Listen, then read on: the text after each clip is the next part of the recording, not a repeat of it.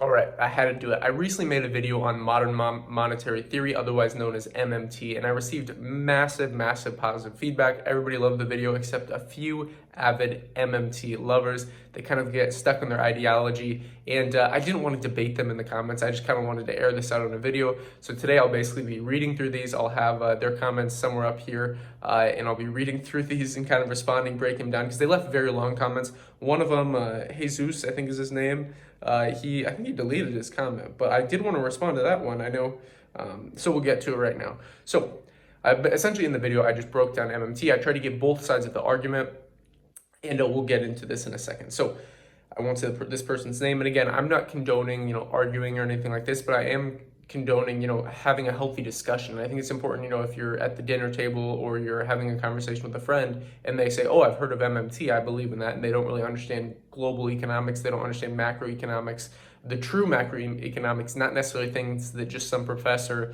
that's only been in a university their whole life teaching these things, not actually going out in the real world, investing their own money, starting their own businesses, but just teaching people about things that they were taught. So it's kind of this crazy cycle in some of the university systems. Some of them are great, don't get me wrong. But I think some of these like buzzwords that these guys use are pretty interesting. So let's waste no time and get into it. So this person says, no, you do not understand. You are trying to fit MMT into your world model.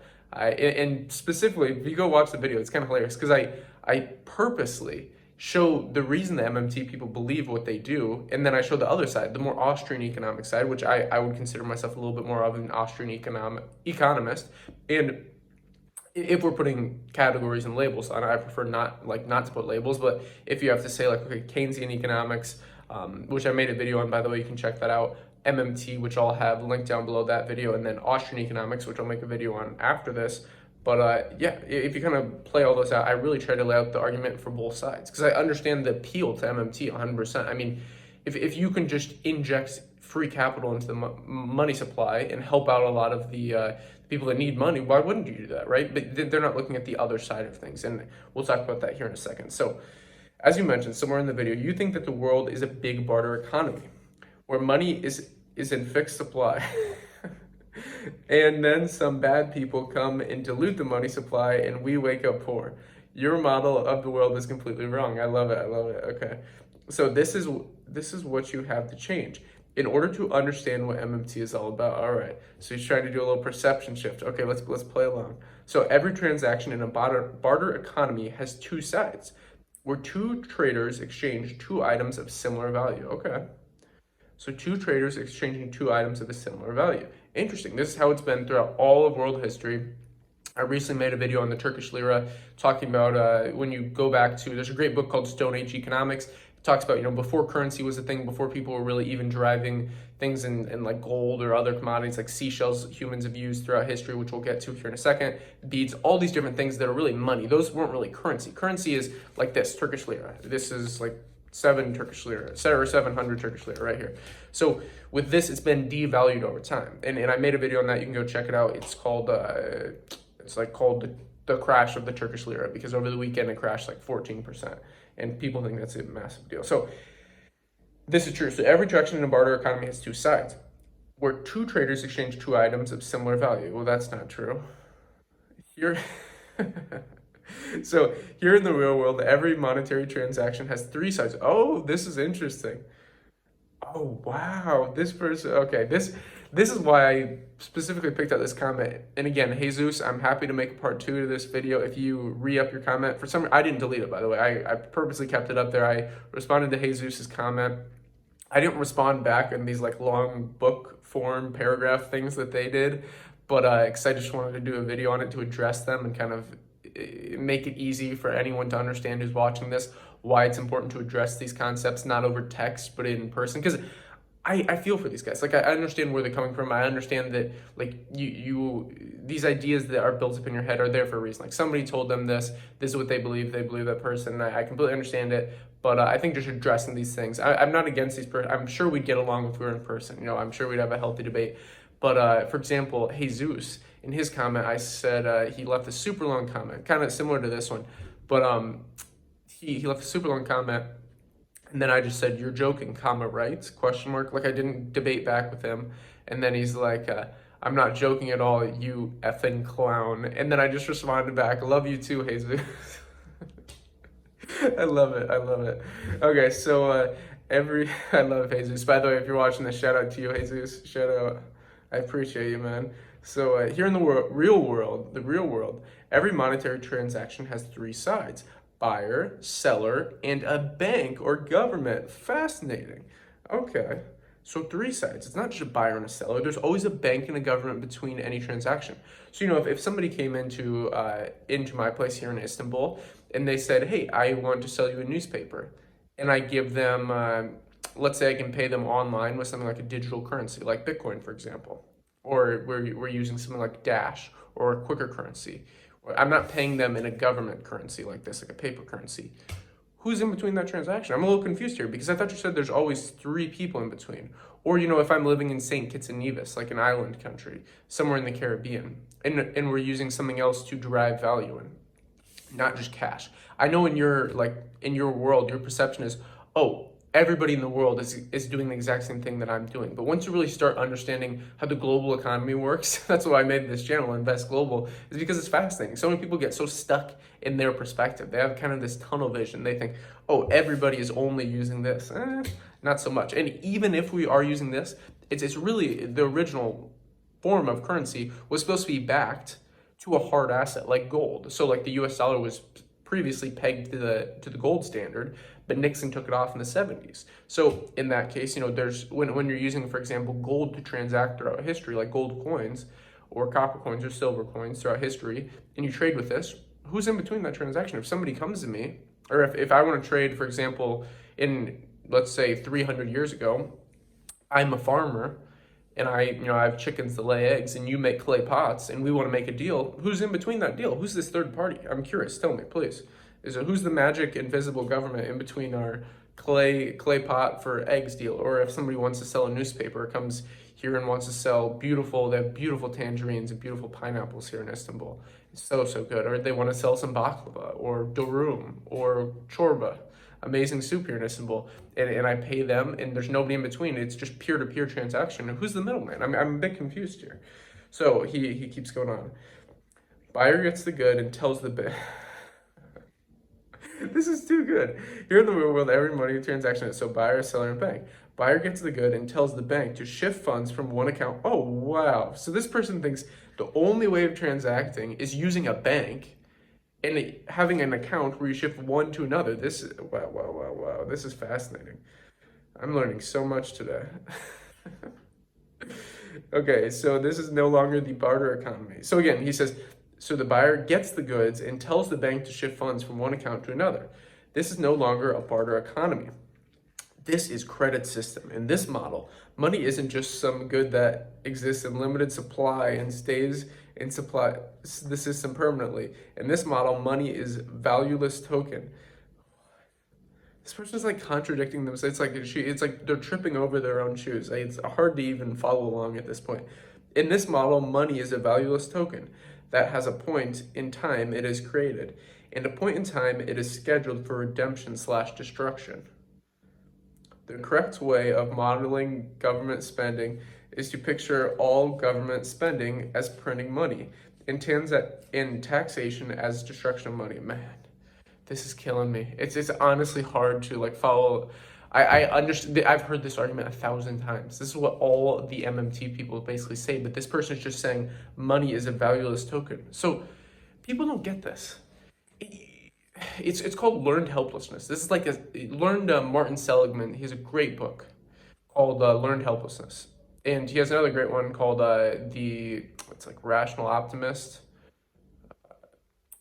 Learned optimism. Sorry, that's what it is. Learned optimism, and then happiness hypothesis. But he essentially talks about this concept of learned helplessness, and this is what a lot of people get stuck into. You have to understand, if someone's saying the thing that everyone is getting paid in. So let's pretend this is US dollars and I'm back in America. And this person commenting this, I'm kind of assuming they're in America based off what they're saying.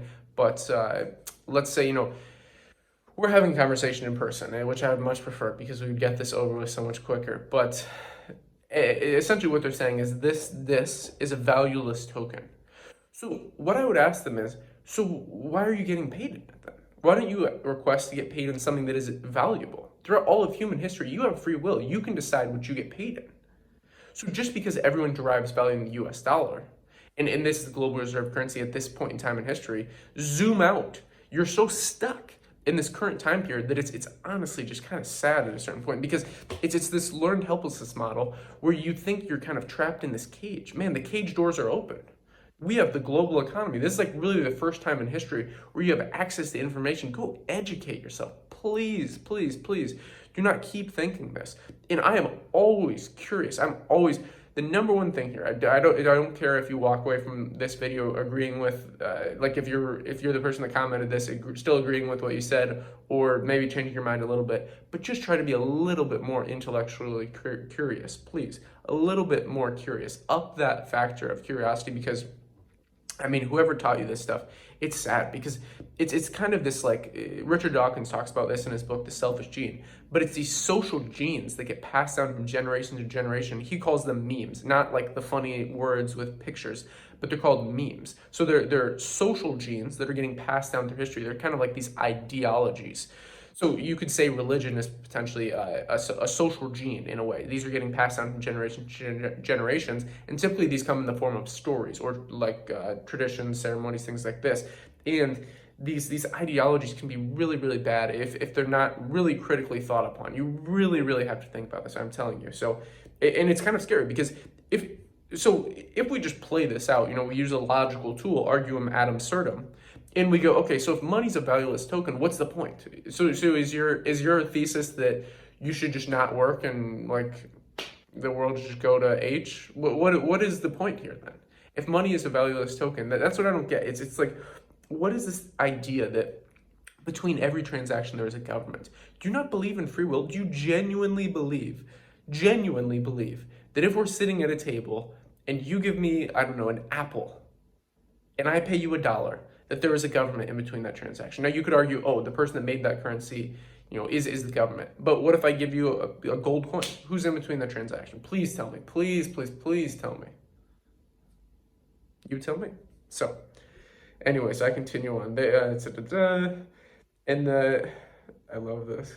So this is a credit system. In this model, money isn't some good that exists in limited supply and stays in supply permanently. In this model, money is a valueless token that has a point in time it is created, and a point in time it is scheduled for redemption / destruction. So their idea here is, with MMT, essentially, is that we should increase monetary stimulus. We should increase the total supply of US dollars in this example, since the global reserve currency will choose the US dollar.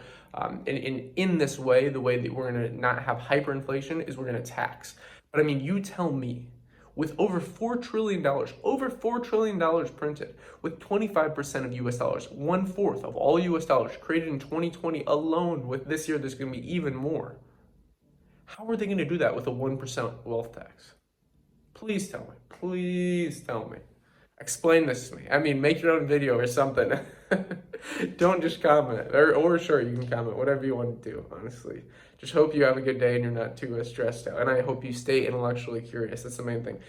So we'll wrap this up here in a second. But the correct way of modeling government spending is to picture all your spending as printing money. Oh my God. This is honestly giving me a headache, because it's like, what is going on here? You can never understand MMT the way you started. MMT is a model of financial system, and all claims they make follow from that. Oh my God, please. I don't think this person honestly understands what an economic theory is. This person only thinks, okay, I don't want to get too into this. I'm getting a little heated now. But it's like, let's say we're playing a game. Let's say we all decide to play Monopoly. And some people, for fun in Monopoly, add rules to the game. So there's a thing called house rules, or you're playing a game of cards and you add in extra rules to kind of make it customizable and fun. That's what we've kind of formed throughout history. We've kind of created these rules, okay? Everybody in a society kind of follows these rules. This is like kind of what the government does. And let's say we're playing this game and you go to somebody's house and they say, okay, here are the rules. We have 5 new rules to this game. In Monopoly, I get a money printer at the bottom of the table and I get to pull out money every time everybody takes their turn, pulling out money. And whoever spends the most, we're gonna pay you. So we're gonna keep paying you. If you mess up, we're gonna kind of give you a little cushion and pay you. But if you're doing well, we're gonna take from you. Okay, this is the extra rules to the game. And then you go to someone else's house and they don't have that rule. It's normal monopoly. Right? It's how the kind of capitalist society works. And then you go, wait a second. So I just left that house that was doing this. This is like leaving your country. You have to realize you're not captured in your country. So many people think this, that just because you were born in the US, that you're forced to do all of the rules. You can expatriate. If you don't agree with what they're doing, and I'm not saying I'm personally doing this, I'm just saying really open your mind up. Again, this is kind of the learned helplessness thing. It's like this person thinks that they're trapped in that house with the rules, and they have to sleep in that house, wake up in that house, and play Monopoly every day unconsciously. This person is kind of unconsciously going through life agreeing with these MMT ideas that, money is this valueless token, which is like, that right off the bat is a huge red flag if anyone says that to you, because I'm not even gonna get it. This is like for a whole nother video. I could literally go on for an hour about this, but really, I really want to help this person. Like, all right, I'm gonna have to cut it off there. Life is just a little too short to keep going into this. I almost reached 20 minutes. I realized I was gonna do this for about 10 minutes, but I ended up ranting for a little bit. So I will potentially do a part 2 on these other comments on MMT and maybe just wrapping that other one up. Just let me know in the comments if you've even made it this far into the video. This is a long one, and it was really just meant to address these guys, but I know some other people will end up watching this. So again, let me know in the comments if you want to see more things like this, if you want to see me talk more about macroeconomics, and I hope everyone that left those comments is doing well. Have a great day. Go outside, enjoy life, and stop spending time in the YouTube comments. That's pretty much all I got to say. Keep that curiosity factor up. Have a good one. I love you. Peace and love. As always, invest global, and until next time.